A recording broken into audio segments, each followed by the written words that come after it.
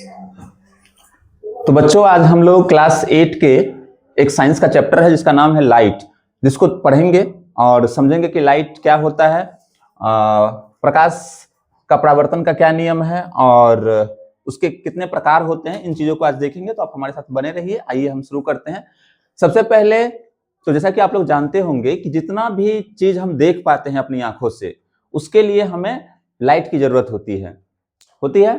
अगर ये लाइट नहीं होती हमारे पास तो हमारी आंख किसी वस्तु को, जो भी चीज हम देख रहे हैं यहाँ पे, चाहे ब्लैक बोर्ड, व्हाइट बोर्ड है ये हमारा देख रहे हैं इसको, ये पोस्टर लगा हुआ है, ये पंखा लगा हुआ है, ये सब जो देख रहे हैं ये सब लाइट के कारण ही संभव हो पाता है। लेकिन सबसे पहला सवाल ये उठता है कि आखिर लाइट होता क्या है। तो आइए देखने समझने की कोशिश करते हैं कि लाइट क्या होता है। तो इसका एक परिचय है, यहाँ पे हमने पहले से ही लिख करके रखा हुआ है, क्योंकि ताकि बच्चों को आसान हो समझने में। तो यहाँ पे क्या कहता है, थोड़ा थोड़ा करके, छोटा छोटा करके समझिए इसको, कि प्रकाश वह ऊर्जा है। तो सबसे मतलब पहली बात क्या समझ में आई कि प्रकाश एक ऊर्जा है। मतलब वह ऊर्जा है, मतलब कोई ऊर्जा है। किस प्रकार की ऊर्जा है इसके बारे में हम बाद में देखेंगे, लेकिन पहले ये समझ लीजिए कि प्रकाश एक ऊर्जा है, लाइट है, जो हमें वस्तुओं को देखने के योग्य बनाती है।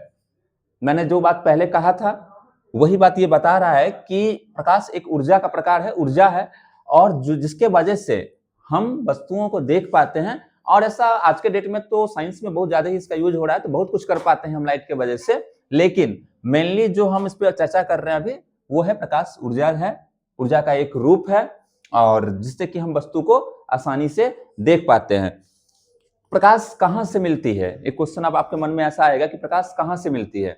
तो प्रकाश हमें उन सभी चीजों से मिलती है जो कि लुमिनियस है, दीप्त है, जो प्रकाश उत्पन्न कर सकती है। जैसे कि हमारा लाइट हो गया, जैसे हमारा सूरज हो गया, जैसे चांद हो गया। ठीक है, चांद भले ही आपको पता होगा पहले से ही कि चांद किसके लाइट को रिफ्लेक्ट करता है, सूरज के लाइट को रिफ्लेक्ट करके हम तक पहुंचाती है। तो ऐसी चीजें जो कि प्रकाश उत्पन्न कर सकती है, वो सभी चीजें जो प्रकाश उत्पन्न कर सकती है, तो प्रकाश एक ऊर्जा के रूप में निकलती है। और वो ऊर्जा को हम, हमारी आंख जब किसी वस्तु से टकरा करके आती है तो हम उसको, हमारी आंख उसको कलेक्ट करती है और कलेक्ट करके इंफॉर्मेशन ब्रेन को देती है, जहां से हम उस चित्र को देख पाते हैं, समझ पाते हैं। तो आप लोग को ये समझ में आ गया कि प्रकाश क्या है। तो प्रकाश वह ऊर्जा है जो हमें वस्तु को देखने योग्य बनाती है। अब आगे बढ़ते हैं। प्रकाश का एक खासियत होता है। प्रकाश का खासियत क्या है, तो प्रकाश आप देखिएगा हमेशा एक सीधी रेखा में चलती है। ठीक है, प्रकाश सीधी रेखा में हमेशा चलती है। जैसे कि यहाँ पे एक पेपर ये रखा हुआ है, कॉपी, और इस कॉपी को ऐसे गोल एक पाइप की तरह बना करके, और हम किसी चीज को देखना चाहते हैं, जैसे किसी पर्सन को देखना चाहते हैं, किसी स्टूडेंट को देखना चाहते हैं, तो हम ऐसे करके उसको देख पा रहे हैं। लेकिन इस लेंस को, ये मान लो हमारा दूरबीन है, इस दूरबीन को हम अगर मोड़ देते हैं थोड़ा सा ऐसे करके, अब फिर उसको देखना चाहते हैं, तो अब दिख नहीं रहा है और कुछ भी नहीं दिख रहा है, मुझे, मैं अंधा हो गया हूं लगता है ऐसा। ठीक है, तो इसीलिए इससे ये साबित होता है, और भी कई सारे प्रयोग है जिससे कि ये साबित होते हैं कि लाइट हमेशा सीधी रेखा में। जब हम 3 कार्डबोर्ड को ऐसे करके एक लाइन में लगाएंगे और इसमें होल रहेगा एक सीध में, और यहाँ पे अगर हम मोमबत्ती जलाते हैं, ये मोमबत्ती हो गया, मोमबत्ती, और यहां से कोई व्यक्ति देखेगा अगर, तो उसको अभी तो ये दिखेगा क्योंकि एक सीधी रेखा हो गया। लेकिन यही इसी होल को अगर मैं यहां से बंद करके और यहां कर देता हूं अब, तो क्या ये मोमबत्ती के लॉ को हम देख पाएंगे?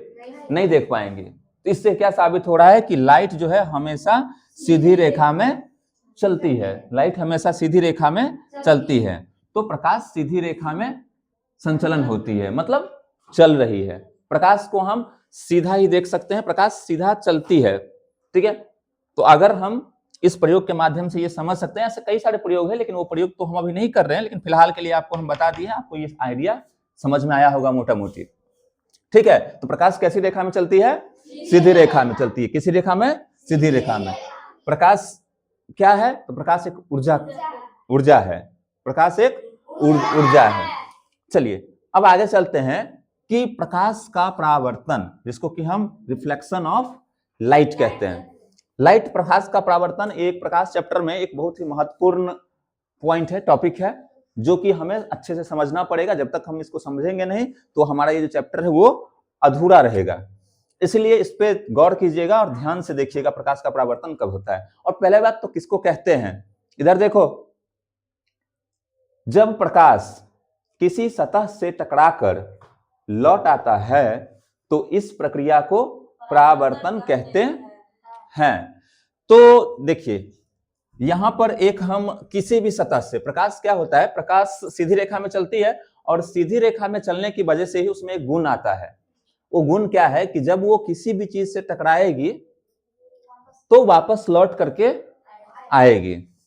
जैसे इसको मिटाते हैं, यहाँ पे डस्टर कहाँ गया रे, मिटाओ इसको। यहाँ पे दिख रहा है, यहाँ पे दिख रहा है ना सबको, ठीक है। तो ये देखते हैं कि ये एक मान लीजिए सरफेस है। कैसा सरफेस है, तो प्लेन सरफेस है, प्लेन है, प्लेन सरफेस है। लाइट हमारा इधर से इस पे पड़ा और यहां से ये इसको आ रहा है, इधर से लाइट आ रही है किसी भी चीज का।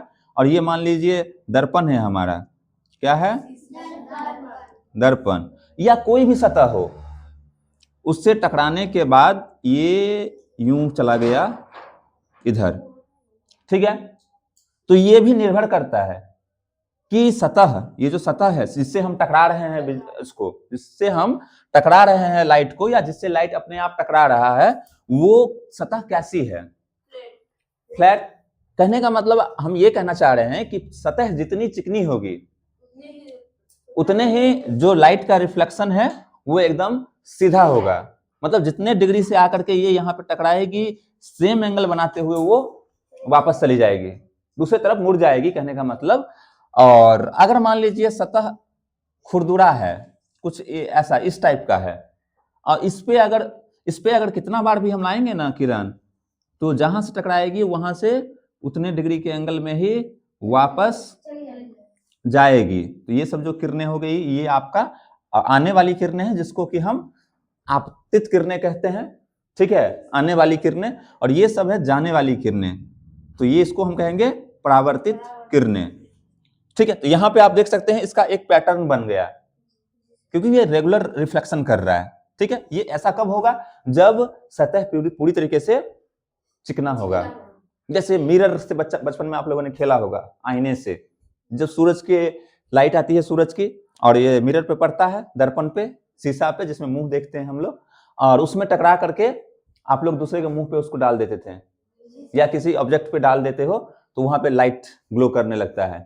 तो वो बचपन में तो ऐसा लगता था कि ये कैसे हो रहा है, ये जादू हो रहा है। तो जादू तो है ही, लेकिन ये एक साइंस का जादू है, प्रकाश का परावर्तन के नियम के कारण ही ऐसा हो रहा है। अब इस पे गौर कीजिएगा आप लोग, ठीक है। ये एक सरफेस से कैसा खुरदुरा सा, जैसे मान लीजिए रास्ता है कोई गड्ढा वाला, या कोई खुरदुरी सतह है, इस पे जब लाइट आ रही है इधर से आकर के इधर चली गई, ठीक है, यहां से आकर के यहां टकराई तो ये इधर चली गई। तो इसमें किसी भी प्रकार का कोई पैटर्न नहीं है, ये इरेगुलर है, ये कहां को आएगी कहां से जाएगी इसका कोई अता पता नहीं है, क्योंकि इसका सतह जो है एक जैसा नहीं है। जहां पे ये लाइट आकर के प्रकाश टकराएगी वो निर्भर करता है उस जगह पे कि उसका जो दिशा है लाइट को किधर फेंकेगा, वो उस पर निर्भर करता है। तो सतह अगर चिकनी होगी, दर्पण का हो या किसी चीज का हो, देखे होंगे आप लोग कि पानी का सतह बहुत चिकना होता है, तो जब उस पे जाते हैं हम लोग देखते हैं अपना मुंह उसमें, तो दिखता है, रिफ्लेक्ट हो रहा है ना, रिफ्लेक्ट हो रहा है। ऐसे ही शीशा है, मिरर है, जो घर में हम लोग मिरर यूज करते हैं मुंह देखने के लिए अपना, तो उसमें क्या हो रहा है, लाइट का क्या हो रहा है, रिफ्लेक्शन हो रहा है। उसके पीछे से कोई ऐसा ऑब्जेक्ट लगा करके शीशा को चमकीला बना दिया गया है पीछे से। जब हम उसमें देखते हैं तो इतना सरफेस चमकीला है उसका कि वो लाइट को पूरे का पूरा रिफ्लेक्ट कर देता है, उसमें हम अपना फेस देख पाते हैं।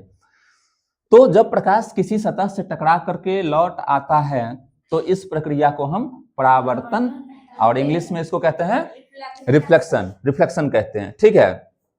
अब ये जो बात मैं बताया हूं अभी यहाँ पर, ये जो दो आप लोगों ने देखा है वो क्या है, परावर्तन के प्रकार, परावर्तन के प्रकार।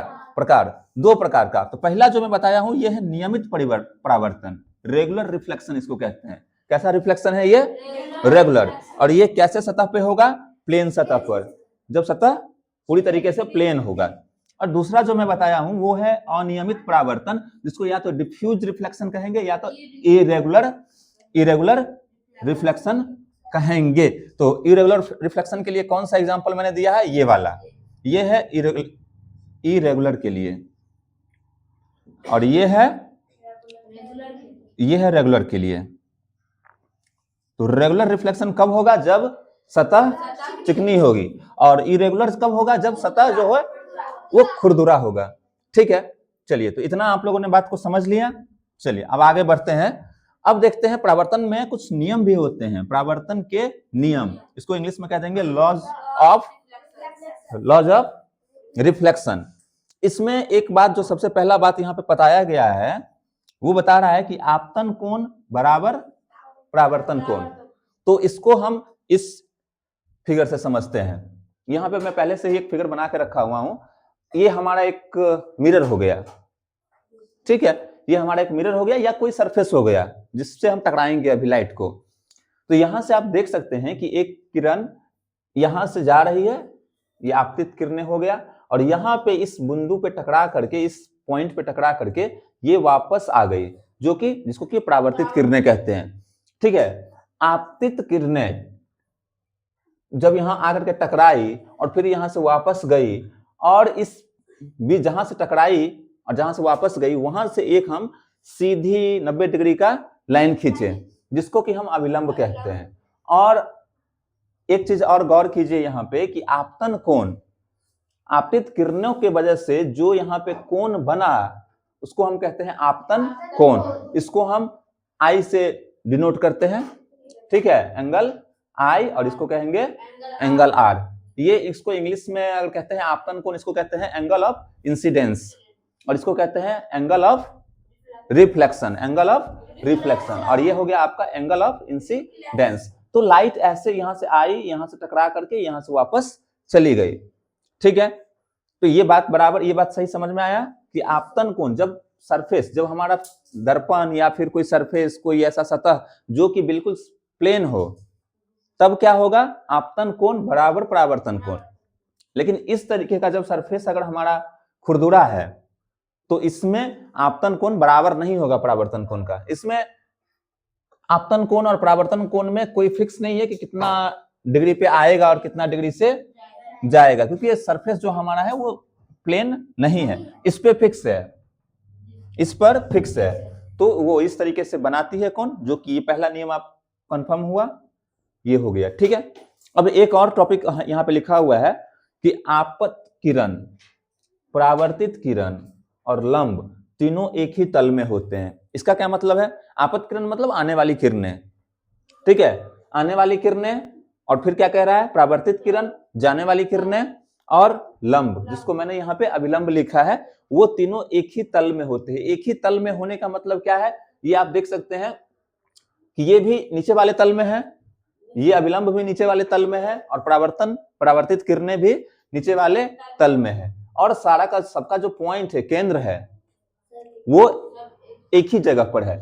तो इस तरीके से हमारा जो ये परावर्तन के नियम का दो नियम है, आपतन कोण बराबर परावर्तन कोण, वो यहां से आप देख सकते हैं, प्रूव हो सकता है आपका। और आपत किरण या आपतित किरण, कॉमा परावर्तित किरण और लंब तीनों ही एक ही तल में होता है। तो ये हमारा पहला क्लास था इस लाइट का। आगे फिर क्लास में आगे की बातें बताई जाएगी, जिसमें कि मिरर के बारे में बताया जाएगा, जिसमें दर्पण, फिर हमारा ह्यूमन का आई कैसे काम करता है, आंख, ह्यूमन आई के बारे में भी इसमें हमें देखना है। तो इसमें बहुत सारे और भी टॉपिक है जिसको कि हम अगले वीडियो में कवर करेंगे। तब तक के लिए अगर आपको ये वीडियो पसंद आया तो इस वीडियो को लाइक करें, सब्सक्राइब करें, और अपने दोस्तों के साथ शेयर करें जो कि इस क्लास में 8 क्लास में पढ़ रहा है, या फिर नीचे भी पढ़ रहा है या ऊपर भी पढ़ रहा है, सबके लिए ये वीडियो इंफॉर्मेटिव है।